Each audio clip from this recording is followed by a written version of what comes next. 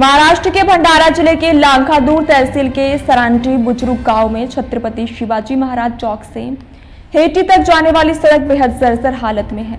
गांव के लोगों का कहना है कि पिछले लगभग 70 साल से इस सड़क की सुध किसी जनप्रतिनिधि ने नहीं ली। हर चुनाव में सड़क बनाने का वादा तो किया जाता है, लेकिन समस्या जस की तस बनी हुई है।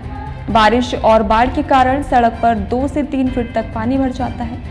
इससे स्कूल जाने वाले छोटे बच्चों को, ग्रामीणों को भारी दिक्कतों का सामना करना पड़ता है।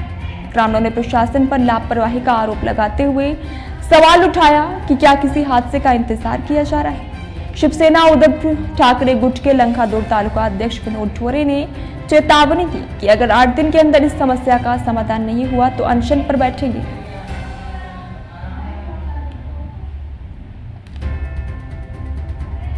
माझे नाव विनोद दागोजी ढोरे आहे। मुक्काम पोस्ट सरांडी बुजुर्ग तालुका लाखांदूर जिल्हा भंडारा।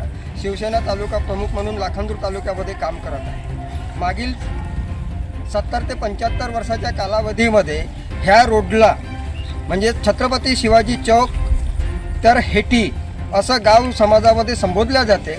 जवळपास अर्धा ते 1 किलोमीटरचा हा रोड आहे आणि ह्या रोडमुळे गावातील शेतकरी, शेतमजूर, गोरगरीब जनतेला व शाळकरी मुलांना एवढा त्रास होतो जाणे येण्यासाठी की अखेर त्या पालकाला, त्या पाल्याला आपल्या खांद्यावर उचलून शहरी शाळेमध्ये पोहोचवल्याशिवाय मार्ग नाही आहे।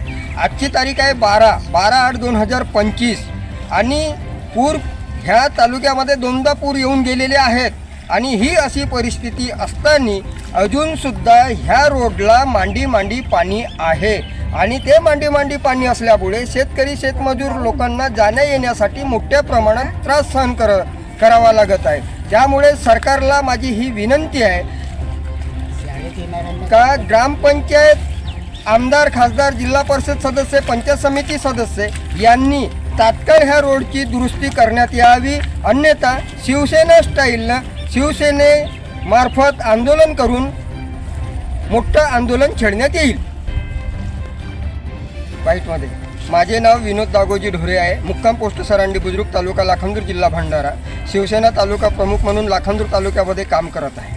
मागील 70 ते 75 वर्षाच्या कालावधीमध्ये ह्या रोडला म्हणजे छत्रपती शिवाजी चौक तर हेटी असं गाव समाजामध्ये संबोधल्या जाते।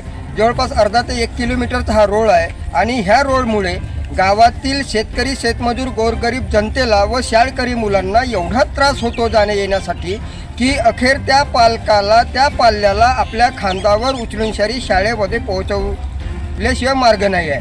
आजची तारीख आहे 12/8/2025 आणि पूर ह्या तालुक्यामध्ये